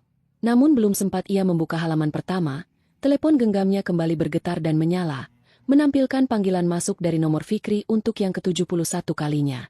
Kali ini, Mutia tidak membiarkan telepon itu mati dengan sendirinya. Ia memutuskan bahwa sudah waktunya untuk memberikan pukulan terakhir secara langsung, menutup rapat-rapat pintu pertolongan yang sangat dinantikan oleh sang pengkhianat. Dengan gerakan santai, Mutia menggeser tombol hijau di layar dan menempelkan benda tersebut ke telinganya. "Halo," ucap Mutia dengan nada suara yang sangat pelan, datar, namun terdengar begitu tajam menembus udara. Di seberang sambungan telepon, terdengar suara tarikan napas panjang yang sangat melegakan disusul oleh suara isakan tangis yang keras. Fikri menjerit histeris memanggil nama istrinya. "Mutia! Ya Tuhan, akhirnya kamu mengangkat teleponku. Mutia, tolong aku, tolong kami. Kami sudah tidak tahan lagi hidup seperti ini. Kami tidur di jalanan. Kami tidak punya makanan. Ibu sakit parah karena kedinginan. Tolong hentikan semua ini. Mutia, buka blokir rekeningnya sekarang juga. Aku mohon, ampuni kesalahanku. Aku hilaf. Mutia, tolong transfer uang supaya kami bisa membeli tiket pesawat pulang dan makan yang layak hari ini. Aku berjanji akan menjadi suami yang baik kalau kita kembali ke rumah nanti." Fikri berbicara dengan sangat cepat. Kata-katanya saling bertabrakan diselingi oleh suara tangisan yang sangat memilukan. Di latar belakang, terdengar suara Ibu Imas yang ikut merintih meminta belas kasihan. Mutia mendengarkan seluruh permohonan menyedihkan itu tanpa sedikitpun mengubah raut wajahnya. Mata wanita itu menatap lurus ke arah jendela kamar yang menampilkan langit biru cerah, membiarkan suaminya menghabiskan seluruh kata-kata permohonannya. Setelah Fikri selesai berbicara dan hanya menyisakan suara napas yang tersengal-sengal menunggu jawaban, barulah Mutia membuka suara. Ia mengucapkan setiap kata dengan artikulasi yang sangat jelas dan tekanan yang mematikan, mengembalikan setiap paku yang pernah ditancapkan Fikri ke dalam dadanya. "Mas Fikri, kamu bicara apa? Kenapa harus menangis dan memohon-mohon kepadaku? Bukankah kamu sendiri yang bilang sedang merayakan kesuksesan besar di sana? Bukankah ibu bilang jalan-jalan dengan Dina jauh lebih menyenangkan daripada bersamaku?" Balas Mutia dengan nada yang sangat tenang, seolah-olah ia sedang menanyakan kabar cuaca hari ini. "Mutia, tolong jangan ungkit masalah itu lagi. Dina sudah pergi meninggalkan kami saat tahu aku tidak punya uang. Dia wanita jahat. Mutia, hanya kamu istriku yang paling baik. Tolong, aku minta maaf. Jangan biarkan suamimu dan ibu mertuamu mati kelaparan di jalanan negara orang. Aku sungguh mohon ampun," ratap Fikri dengan suara yang semakin melemah dan bergetar hebat. Mutia menarik napas pelan, memastikan suaranya tidak bergetar sedikitpun. Ia tidak akan membiarkan pria itu merasakan celah kelemahan darinya. "Maaf sekali, Mas. Aku tidak bisa membantumu. Anakku sudah mulai stabil pertumbuhannya. Dan sekarang aku sedang sangat repot mempersiapkan segala kebutuhan kepulangannya dari rumah sakit. Mengurus bayi jauh lebih penting bagiku saat ini," ucap Mutia dengan nada tegas tanpa sedikit pun keraguan. Mutia, kamu tidak bisa melakukan ini kepada kami. Kami ini keluargamu, teriak Fikri. Kepanikannya berubah menjadi kemarahan putus asa. Keluarga. Mutia terkekeh pelan. Sebuah tawa dingin yang mengiris hati pendengarnya. Kalian tidak pernah menganggapku keluarga. Saat aku bertaruh nyawa di atas meja operasi, kamu memilih bersenang-senang dengan wanita selingkuhanmu memakai uangku. Ingat baik-baik balasan pesanmu kepadaku 2 hari yang lalu. Mas Fikri, aku hanya mengembalikan pesan itu kepadamu sekarang. Kalian kan sedang menikmati liburan. Urus saja semuanya sendiri. Kamu sudah dewasa. Jangan merepotkan aku terus. Selesai mengucapkan kalimat tersebut, tanpa menunggu balasan sepatah kata pun dari Fikri, Mutia langsung menekan tombol merah di layar teleponnya. Sambungan terputus secara sepihak. Mutia kemudian masuk ke pengaturan kontaknya dan memblokir nomor telepon suaminya, serta nomor telepon ibu mertuanya secara permanen. Ia meletakkan telepon genggamnya kembali ke atas meja, merasakan kedamaian yang luar biasa menyelimuti hatinya. Parasit itu akhirnya musnah. Di seberang lautan sana, Fikri menatap layar teleponnya yang kembali menampilkan menu utama karena sambungan telah ditutup. Ia mencoba memanggil ulang nomor istrinya, namun yang terdengar hanyalah suara mesin penjawab otomatis yang memberitahukan bahwa nomor tersebut tidak dapat dihubungi. Fikri menjatuhkan telepon genggamnya ke pangkuannya. Seluruh tenaga di tubuhnya menguap habis. Ia menoleh ke arah ibunya yang sedang menggigil kedinginan di atas bangku taman. Air mata penyesalan mengalir deras membasahi pipinya yang kotor. Pintu pertolongan telah tertutup rapat, digembok oleh kesombongannya sendiri. Fikri akhirnya menyadari bahwa di dunia ini, pengkhianatan mungkin bisa disembunyikan sementara waktu, tetapi balasan dari perbuatan jahat akan selalu menemukan jalannya, menagih lunas setiap tetes air mata yang pernah ia sebabkan tanpa memberikan ampunan sedikit pun.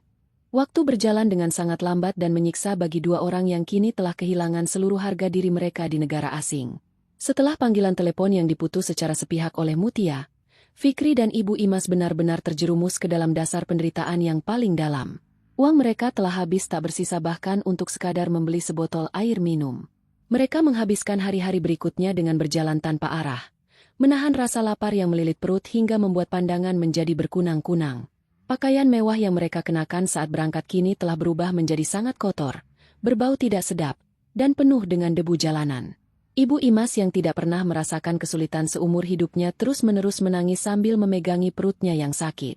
Kesombongan yang selalu ia pamerkan kepada semua orang kini telah lenyap tanpa bekas, digantikan oleh tatapan kosong dan rintihan keputusasaan. Fikri pun tidak kalah hancurnya.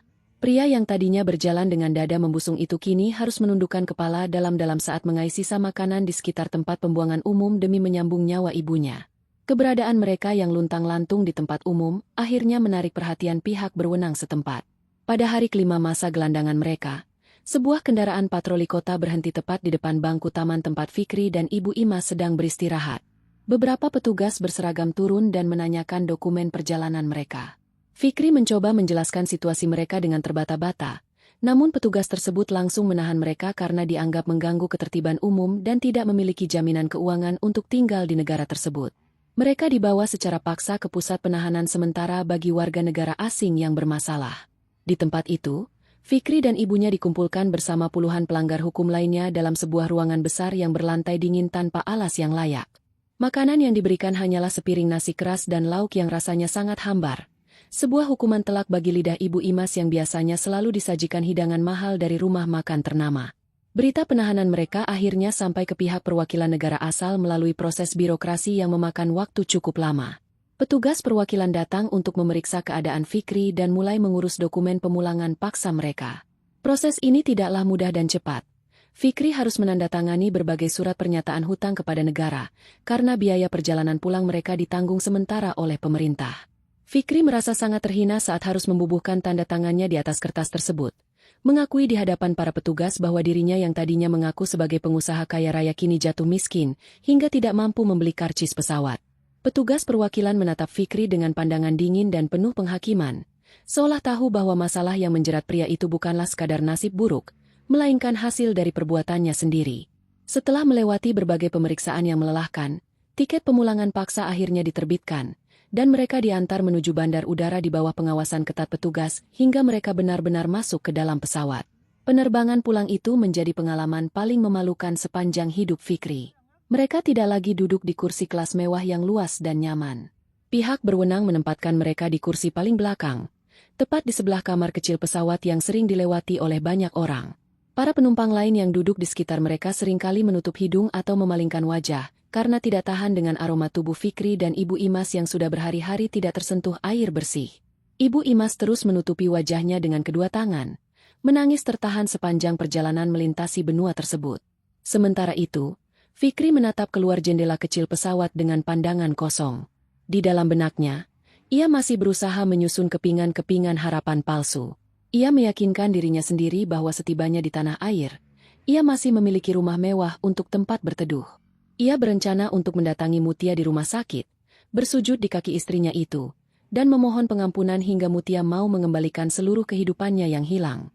Ia masih berpikir bahwa hukuman Mutia hanya sebatas pelajaran sementara. Berjam-jam kemudian, roda pesawat akhirnya menyentuh landasan pacu di tanah air. Hawa panas langsung menyergap saat pintu pesawat dibuka, menyadarkan Fikri bahwa ia telah kembali ke tempat di mana ia harus menghadapi kenyataan yang sesungguhnya. Fikri dan ibunya berjalan gontai menyusuri lorong kedatangan. Kaki mereka terasa sangat berat untuk melangkah, terlebih saat melihat orang-orang di sekeliling mereka disambut dengan pelukan hangat oleh keluarga masing-masing. Tidak ada yang menjemput Fikri. Tidak ada kendaraan mewah yang menunggu di luar sana. Mereka hanya dua orang pesakitan yang berjalan menyeret koper-koper usang yang penuh dengan rasa malu. Namun, Fikri berusaha menguatkan hatinya.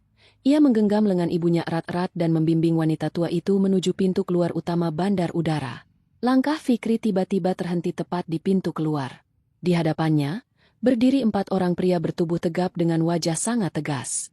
Mereka tidak mengenakan seragam, namun lencana perak yang tergantung di leher mereka menunjukkan identitas yang tidak bisa dibantah. 2 orang berseragam resmi pihak berwajib juga berjaga sedikit di belakang mereka. Pria yang berdiri paling depan melangkah mendekati Fikri. Matanya menatap tajam menembus pertahanan diri Fikri yang sudah sangat rapuh. Jantung Fikri seolah berhenti berdetak saat pria itu menyebut namanya dengan nada suara yang menggema di seluruh area penjemputan. Saudara Fikri dan Saudari Imas, kami dari pihak kepolisian bagian kejahatan keuangan. Kami telah menunggu kedatangan Anda, ucap pria tersebut sambil mengeluarkan sebuah map tebal dari balik jaketnya. Ada urusan apa Bapak mencari saya? Saya baru saja tiba dari perjalanan panjang. Saya sangat lelah dan ingin segera pulang ke rumah. Jawab Fikri dengan suara bergetar, berusaha menutupi ketakutannya yang semakin membesar. Anda tidak akan pulang ke rumah manapun hari ini, Saudara Fikri. Kami membawa surat perintah penangkapan atas nama Anda. Anda dilaporkan secara resmi atas tindakan pemindahan uang secara tidak sah, penyalahgunaan wewenang jabatan, dan penggelapan dana perusahaan dalam jumlah yang sangat besar untuk kepentingan pribadi. Semua bukti pemindahan dana menuju rekening luar negeri dan catatan transaksi pembelian barang-barang berharga telah diserahkan oleh pengacara pelapor. Tegas petugas kepolisian itu sambil menunjukkan selembar kertas yang berisi rincian tuduhan kejahatan. Ini pasti salah paham. Perusahaan itu milik saya. Saya yang menjalankannya selama ini. Kalian tidak bisa menangkap saya hanya karena tuduhan tidak berdasar dari istri saya yang sedang sakit. Teriak Fikri panik. Wajahnya memucat seketika membayangkan jeruji besi yang kini menanti di depan matanya. Melihat putranya akan ditahan, Ibu Imas langsung kehilangan kendali. Ia menjatuhkan diri ke lantai bandar udara, memukul-mukul lantai sambil menjerit sejadi-jadinya, menarik perhatian ratusan pasang mata yang sedang berada di sana. Orang-orang mulai berkerumun, mengeluarkan telepon genggam mereka untuk merekam kejadian memalukan tersebut. Tolong kami, jangan bawa anak saya. Menantu saya perempuan jahat. Dia menjebak anak saya. Mutia itu perempuan tidak tahu diuntung. Tolong lepaskan anak saya. Lolong Ibu Imas dengan suara melengking yang memekakan telinga. Petugas kepolisian tidak sedikit pun terpengaruh oleh sandiwara wanita tua tersebut. Dengan gerakan cepat dan terukur, 2 petugas maju dan memegang kedua lengan Fikri, menguncinya agar tidak bisa melarikan diri. Saudara Fikri, Anda memiliki hak untuk tetap diam. Segala sesuatu yang Anda katakan dapat digunakan untuk melawan Anda di pengadilan. Anda juga berhak didampingi oleh pengacara selama proses pemeriksaan berlangsung. Tolong bersikap kooperatif dan ikut kami ke kantor sekarang juga. Untuk Saudari Imas, Anda juga harus ikut ke kantor untuk memberikan keterangan sebagai saksi terkait aliran dana yang Anda nikmati. Perintah petugas itu tanpa keraguan sedikit pun. Fikri tidak bisa lagi melawan. Tenaganya sudah habis terkuras selama menjadi gelandangan. Ia menundukkan kepalanya dalam-dalam saat petugas membawanya membelah kerumunan orang yang menatapnya dengan pandangan penuh rasa jijik dan cemoohan. Kilatan cahaya kamera dari telepon genggam orang-orang yang merekam kejadian itu seolah menjadi sambutan selamat datang yang paling menyakitkan baginya. Ibunya diseret dengan susah payah oleh petugas wanita karena terus-menerus memberontak dan mengutuk nama Mutia. Dalam perjalanan menuju kendaraan pihak berwajib di luar gedung, Fikri menyadari satu hal yang menghancurkan sisa kewarasannya. Mutia tidak pernah berniat memberinya pelajaran sementara. Mutia telah merencanakan kehancuran mutlak untuknya sejak detik di mana pesan kejam di luar negeri itu terkirim. Dan sambutan penangkapan di depan umum ini hanyalah babak awal dari pembalasan dendam sang istri yang selama ini ia anggap lemah tak berdaya.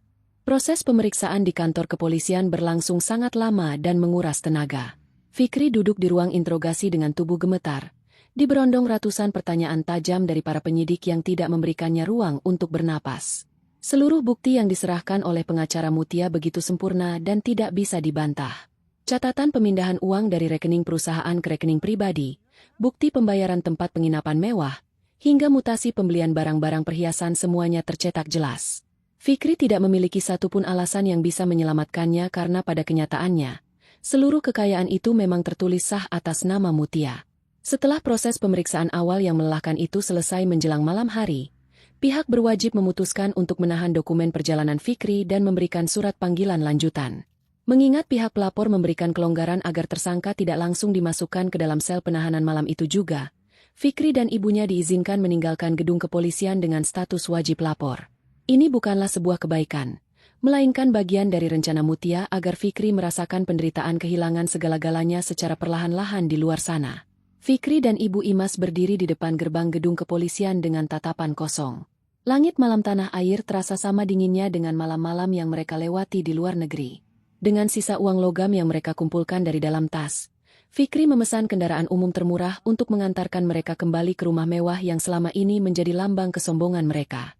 Sepanjang perjalanan di dalam kendaraan umum yang sempit itu, Fikri terus merapal doa dalam hati, berharap agar setidaknya ia masih bisa merebahkan tubuh lelahnya di atas kasur empuk di kamarnya sendiri. Ibu Imas yang duduk di sebelahnya terus bergumam tidak jelas. Matanya bengkak karena menangis seharian, memikirkan bagaimana ia harus menghadapi tetangga besok pagi jika kabar penangkapan putranya tersebar luas. Kendaraan umum itu akhirnya berhenti di depan sebuah gerbang besi tinggi yang sangat dikenal oleh Fikri. Rumah mewah bergaya klasik dengan pilar-pilar besar itu tampak menjulang tinggi di balik kegelapan malam. Namun, ada pemandangan yang membuat jantung Fikri seakan berhenti berdetak. Gerbang besi yang biasanya selalu terbuka lebar untuk menyambut kendaraannya kini tertutup rapat dan dililit oleh rantai besi tebal beserta gembok berukuran besar. Tidak ada satupun lampu yang menyala di bagian dalam rumah.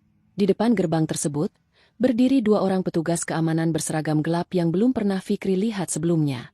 Dengan langkah ragu dan dada berdebar kencang, Fikri mendekati pintu gerbang tersebut, menarik rantai besi itu untuk mencoba membukanya. "Hei, apa yang Anda lakukan? Jangan sembarangan menyentuh pagar rumah orang," bentak salah satu petugas keamanan dengan suara keras, mengarahkan cahaya senter tepat ke wajah Fikri. Fikri menyipitkan mata menahan silau cahaya tersebut. "Saya pemilik rumah ini. Buka gerbangnya sekarang juga. Berani-beraninya kalian menggembok rumah saya. Siapa yang menyuruh kalian?"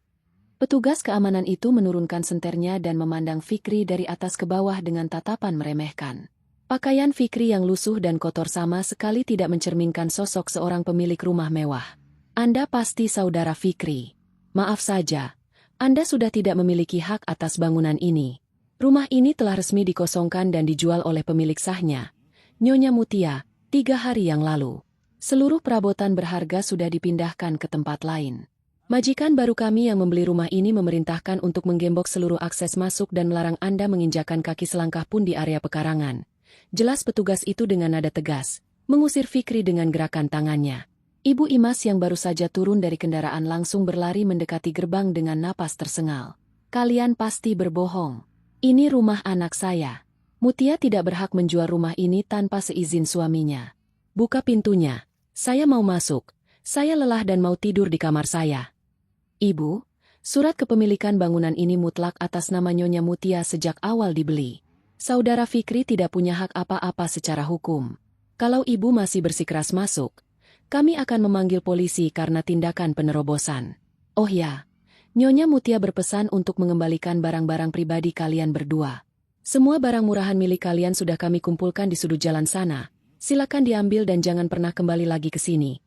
Ujar petugas keamanan itu sambil menunjuk ke arah tumpukan benda di bawah tiang lampu jalan yang letaknya agak jauh dari gerbang. Fikri dan ibunya berjalan dengan sisa-sisa tenaga yang ada menuju tempat yang ditunjuk oleh petugas tersebut. Di bawah cahaya lampu jalan yang temaram, mereka menemukan 3 buah kotak kardus bekas bungkus mie instan. Fikri membuka salah satu kotak tersebut dengan tangan gemetar. Isinya adalah pakaian-pakaian lama Fikri yang dibeli sebelum ia menikah dengan Mutia, beberapa helai pakaian usang milik Ibu Imas, dan sepasang sepatu murah yang haknya sudah aus. Seluruh barang-barang mewah hasil pembelian dari uang perusahaan, koleksi jam tangan mahal, perhiasan emas milik Ibu Imas, hingga pakaian-pakaian bermerek telah disita semuanya oleh Mutia. Mereka benar-benar diusir seperti hama pengganggu. Tidak disisakan satu benda pun yang memiliki nilai jual. Fikri jatuh terduduk di aspal jalanan, memandangi tumpukan kardus berisi pakaian usang itu dengan pandangan hancur. Rumah tempat ia bernaung, harta yang ia banggakan, kendaraan yang ia pamerkan, semuanya telah raib bagai ditelan bumi. Ibu Imas menangis terseduh-seduh, memeluk lututnya sendiri di pinggir jalan raya yang sepi. Tidak ada lagi jalan kembali. Dengan terpaksa, Fikri harus meminjam sedikit uang dari petugas keamanan tadi dengan merendahkan harga dirinya hingga ke titik terendah demi menyewa sebuah tempat bernaung sementara. Mereka akhirnya menemukan sebuah hunian sempit yang pengap di perkampungan padat penduduk, jauh di pinggiran kota.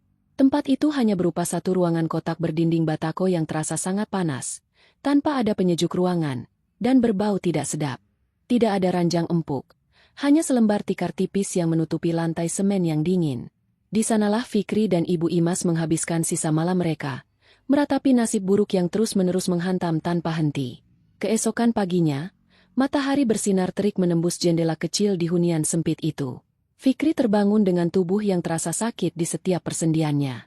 Ia melihat ibunya masih tertidur pulas karena kelelahan yang luar biasa. Fikri meraih telepon genggam murah yang sempat ia beli dari sisa uang saku pemberian petugas malam tadi untuk keperluan wajib lapor. Saat ia menghidupkan sambungan internet, puluhan pemberitahuan langsung meledak di layar teleponnya. Hati Fikri berdesir hebat saat ia membuka sebuah aplikasi percakapan. Ia menemukan sebuah grup obrolan yang berisi seluruh rekan kerja, bawahan, kolega bisnis, hingga keluarga besarnya. Di dalam ruang obrolan tersebut, terpampang dengan sangat jelas beberapa gambar tangkapan layar percakapan. Gambar pertama adalah pesan putus asa Mutia dari ruang perawatan intensif yang memohon bantuan. Gambar kedua adalah foto Fikri, Ibu Imas, dan Dina yang sedang tertawa bahagia di luar negeri. Gambar ketiga adalah balasan kejam dari Fikri dan Ibu Imas yang menyuruh Mutia mengurus semuanya sendirian dan menganggapnya merepotkan. Bukti-bukti kekejaman itu diunggah oleh pengacara Mutia ke semua jaringan sosial yang melibatkan nama Fikri, dengan kalimat penutup yang sangat menohok. Inilah sosok asli dari pria yang mengaku sebagai direktur hebat, seorang suami dan anak parasit yang berpesta pora di atas penderitaan istri dan anaknya yang sedang berjuang melawan maut. Komentar-komentar yang mengalir di bawah kiriman tersebut benar-benar menghancurkan mental Fikri tak tersisa. Rekan kerja yang dulunya menghormatinya kini mengutuknya dengan kata-kata kasar. Keluarga besar yang tadinya menyanjung Ibu Imas kini berbalik menghujat dan memutuskan hubungan persaudaraan dengan mereka. Fikri membaca setiap makian itu dengan napas sesak. Dadanya terasa sangat sakit seolah ada batu besar yang menimpanya. Ia telah kehilangan harta, kehilangan jabatan, dan kehilangan tempat tinggal. Dan kini, Mutia memastikan bahwa Fikri juga kehilangan seluruh nama baik dan kedudukan sosialnya di mata dunia. Pria itu menyandarkan kepalanya ke dinding batako yang kasar, membiarkan air mata mengalir deras dari kedua matanya, menyadari bahwa ia telah masuk ke dalam pusaran pembalasan dendam sempurna yang sama sekali tidak memberinya celah untuk bernapas. Ruang persidangan utama di gedung pengadilan negeri itu terasa sangat dingin dan mencekam. Udara di dalam ruangan seolah membeku, menambah ketegangan yang sudah terbangun sejak pagi hari. Ratusan pasang mata menatap tajam ke arah kursi pesakitan yang berada tepat di tengah ruangan. Di kursi tersebut, Fikri duduk dengan tubuh membungkuk, wajahnya pucat pasi, dan tatapan matanya kosong menatap lantai kayu yang mengkilap. Pakaian tahanan yang melekat di tubuhnya tampak sangat kebesaran, memperlihatkan betapa banyak berat badannya yang menyusut selama berminggu-minggu mendekam di balik jeruji besi menunggu jadwal persidangan ini. Rambutnya yang dulu selalu tertata rapi menggunakan minyak rambut mahal kini dibiarkan memanjang tidak beraturan dan terlihat sangat kusam. Di kursi barisan belakang yang dikhususkan untuk pengunjung dan saksi, Ibu Imas duduk meringkuk dengan tubuh bergetar hebat. Wanita tua itu tidak berani mengangkat wajahnya sama sekali, terus-menerus menyembunyikan wajahnya di balik kerudung usangnya karena tidak sanggup menahan rasa malu dari tatapan menghakimi para pengunjung sidang yang sebagian besar adalah mantan rekan bisnis serta kerabat jauh mereka. Pintu utama ruang persidangan tiba-tiba terbuka lebar, mengalihkan seluruh perhatian pengunjung sidang. Suasana ruangan yang tadinya dipenuhi bisik-bisik tertahan mendadak berubah menjadi sunyi senyap. Mutia melangkah masuk ke dalam ruangan dengan langkah yang sangat tenang, anggun, dan penuh wibawa. Ia mengenakan pakaian formal yang dijahit dengan sangat rapi, dipadukan dengan jilbab panjang yang menjuntai menutupi bagian dadanya secara sempurna. Wajahnya memancarkan ketenangan yang luar biasa. Tidak ada lagi gurat kesedihan atau sisa-sisa penderitaan yang dulu pernah menghancurkan hidupnya. Didampingi oleh pengacara kepercayaannya, Mutia berjalan melewati barisan kursi pengunjung tanpa menoleh sedikit pun ke arah ibu mertuanya yang sedang menangis terseduh-seduh. Ia mengambil tempat duduk di kursi pelapor yang berhadapan langsung dengan meja majelis hakim. Kehadiran Mutia di ruangan itu seolah membawa aura kekuatan yang tidak bisa dibantah oleh siapapun, membuktikan bahwa dirinya bukan lagi sosok istri yang bisa diinjak-injak dan direndahkan. Ketua majelis hakim memasuki ruangan, diikuti oleh 2 hakim anggota. Semua orang yang hadir di dalam ruangan diwajibkan berdiri untuk memberikan penghormatan. Setelah hakim mengetuk palu persidangan sebanyak 3 kali, proses peradilan yang akan menentukan nasib Fikri pun secara resmi dimulai. Jaksa penuntut umum berdiri dari kursinya dan mulai membacakan puluhan lembar berkas dakwaan dengan suara yang sangat lantang dan tegas.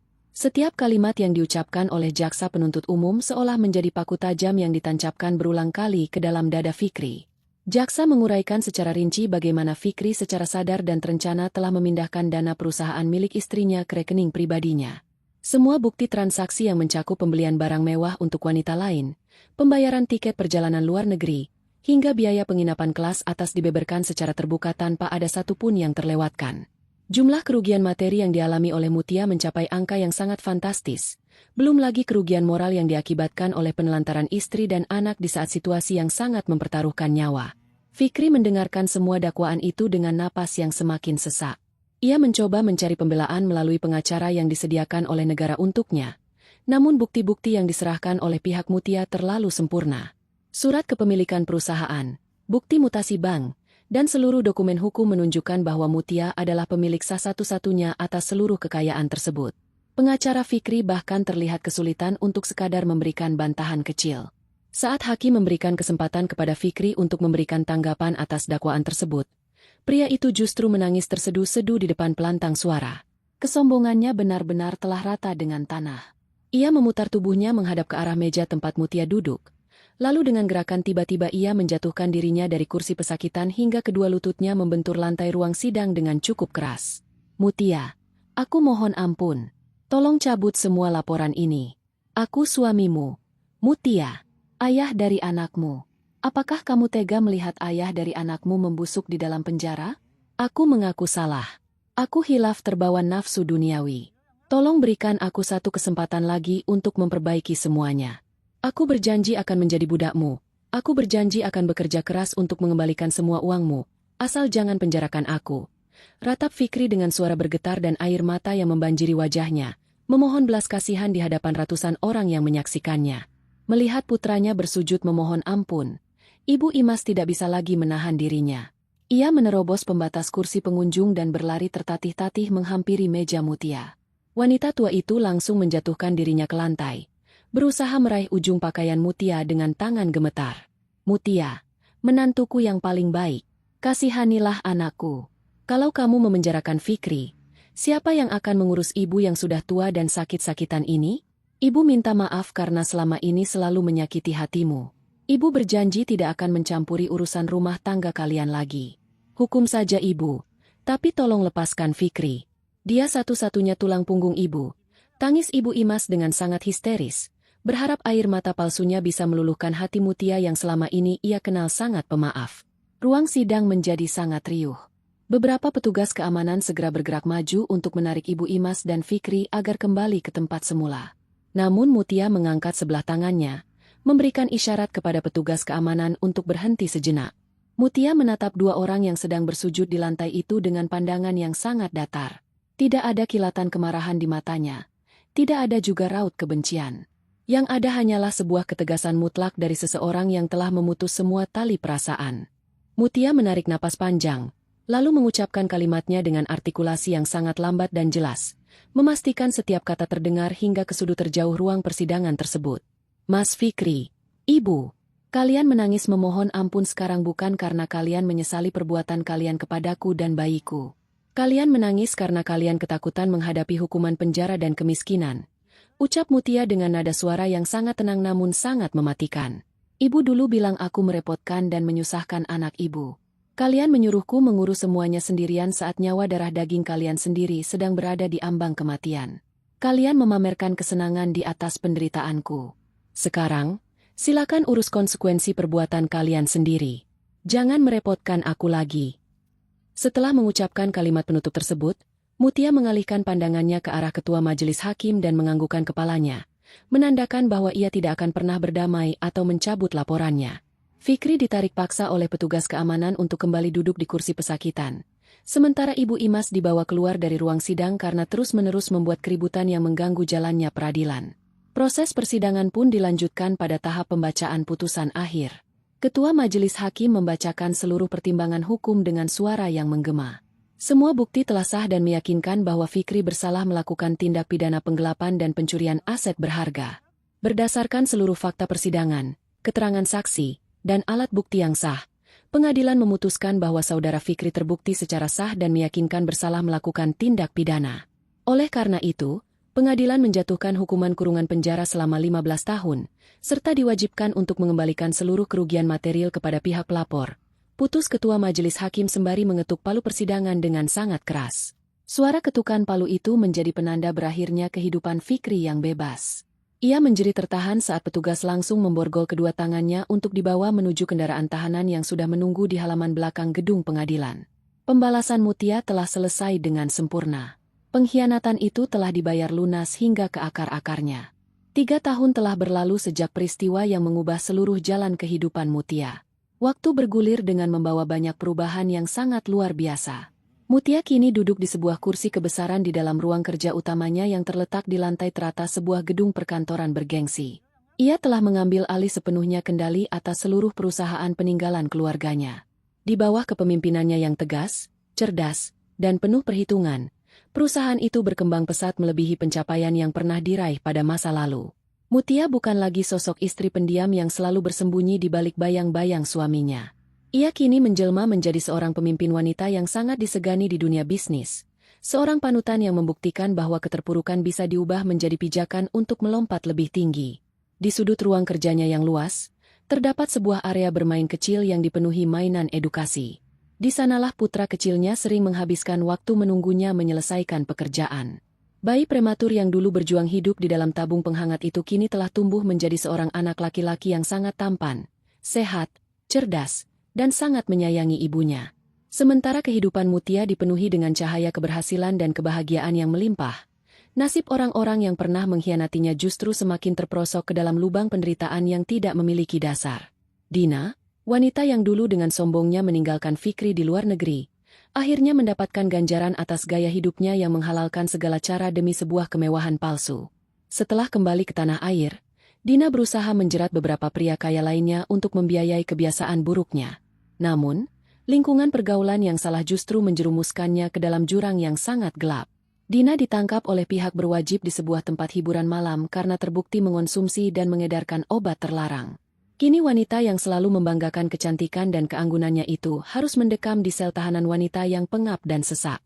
Wajahnya yang dulu selalu dirawat dengan biaya mahal kini terlihat kusam, keriput, dan penuh dengan bekas luka akibat sering berselisih paham dengan sesama narapidana di dalam penjara. Penderitaan yang jauh lebih berat dialami oleh Fikri. Menjalani hukuman 15 tahun kurungan penjara ternyata jauh lebih mengerikan dari apa yang pernah ia bayangkan. Di dalam tembok penjara yang tinggi dan berlapis kawat berduri, Fikri yang memiliki sifat pengecut dan tidak pandai berkelahi harus menjadi bulan-bulanan narapidana lainnya. Hampir setiap hari ia harus melakukan pekerjaan-pekerjaan kotor seperti membersihkan kamar mandi umum dan mencuci pakaian narapidana senior, hanya demi mendapatkan sedikit tambahan makanan pembagian. Pakaiannya selalu basah oleh keringat, tubuhnya sangat kurus kering, dan matanya selalu memancarkan ketakutan yang mendalam. Setiap malam saat ia berbaring di atas lantai semen yang dingin, Ingatan tentang senyum Mutia yang lembut dan tangisan bayinya selalu datang menghantuinya. Penyesalan yang tiada akhir terus-menerus menggerogoti kewarasannya, menyadari bahwa ia sendirilah yang telah menukar sebuah keluarga yang penuh cinta kasih dengan siksaan abadi di tempat yang mengerikan ini. Nasib paling menyedihkan mungkin jatuh kepada Ibu Imas. Wanita tua itu kini hidup sebatang kara di sebuah hunian sempit yang hanya seukuran kamar mandi, terletak di pinggiran perkampungan kumuh yang sering kebanjiran. Tidak ada lagi arisan mewah, tidak ada lagi perhiasan berkilau, dan tidak ada lagi teman-teman yang dulu selalu memujinya. Untuk bertahan hidup sehari-hari, Ibu Imas terpaksa bekerja sebagai buruh cuci piring di sebuah warung makan kecil di pinggir jalan raya yang dipenuhi asap kendaraan. Tangannya yang dulu selalu dihiasi cincin kini menjadi sangat kasar, pecah-pecah, dan penuh dengan bekas luka goresan. Suatu siang yang sangat terik, saat Ibu Imas sedang menggosok panci yang berkerak tebal, pandangannya tidak sengaja tertuju pada layar televisi usang yang terpasang di dinding warung makan tersebut. Di layar televisi itu, sedang ditayangkan sebuah acara bincang-bincang yang menampilkan pengusaha-pengusaha sukses. Dan di sanalah ia melihat Mutia, mantan menantunya, sedang tersenyum cerah menjawab pertanyaan pembawa acara mengenai kunci kesuksesannya dalam membesarkan anak sekaligus menjalankan perusahaan raksasa. Dada Ibu Imas terasa sesak. Air mata penyesalan menetes deras bercampur dengan keringat di wajahnya yang keriput. Ia hanya bisa menangis dalam diam, meratapi kebodohannya yang telah membuang menantu sebaik malaikat demi mempertahankan kesombongan yang kini menghancurkan hidupnya. Menjelang sore hari, cahaya matahari berubah menjadi keemasan, menyinari sebuah taman kota yang sangat asri dan tertata rapi. Mutia berjalan perlahan menyusuri jalan setapak berbatu di taman tersebut, menikmati hembusan angin sore yang menyegarkan. Di depannya, putra kecilnya sedang berlari-lari riang mengejar kupu-kupu yang berterbangan di antara bunga-bunga bermekaran. Tawa renyah anak itu terdengar bagaikan alunan musik paling indah di telinga Mutia. Setelah puas berlari, anak laki-laki itu berbalik dan menghambur ke dalam pelukan Mutia. Mutia merengkuh tubuh mungil itu erat-erat, mencium punca kepala anaknya dengan penuh kasih sayang. "Ibu, besok kita jalan-jalan ke sini lagi ya? Di sini udaranya sangat sejuk." Celoteh anak laki-laki itu dengan mata berbinar-binar. "Tentu saja, sayang. Besok kita bermain di sini lagi sampai kamu puas," jawab Mutia sambil merapikan rambut putranya yang sedikit berantakan tertiup angin. Mutia berdiri sambil menggandeng tangan kecil anaknya. Ia memandang ke arah langit ufuk barat yang mulai menampilkan warna jingga kemerahan. Hatinya terasa sangat ringan, damai, dan penuh dengan rasa syukur. Semua penderitaan, air mata, dan pengkhianatan di masa lalu telah ia kubur dalam-dalam dan ia jadikan pupuk untuk menumbuhkan kekuatan baru dalam dirinya. Ia telah membuktikan bahwa memaafkan tidak selalu berarti kembali bersama para pengkhianat. Terkadang, cara terbaik untuk memaafkan masa lalu adalah dengan menghukum para pelaku kejahatan dengan seadil-adilnya, lalu melangkah maju menuju masa depan yang gemilang. Badai besar yang dulu nyaris menenggelamkannya kini telah berlalu, menyisakan langit cerah bagi Mutia dan putranya untuk menulis lembaran kehidupan yang baru. Mutia tersenyum tulus, meyakini dengan sepenuh hati bahwa pada akhirnya, karma kehidupan selalu tahu kemana ia harus mengirimkan tagihan bayarannya secara lunas dan sempurna. Kejahatan akan selalu menuai kehancuran, sedangkan ketabahan seorang ibu akan selalu berbuah kebahagiaan abadi. Tangan mereka terus bergandengan, melangkah perlahan meninggalkan taman itu menuju kehidupan nyata yang penuh dengan cinta dan kedamaian yang sesungguhnya.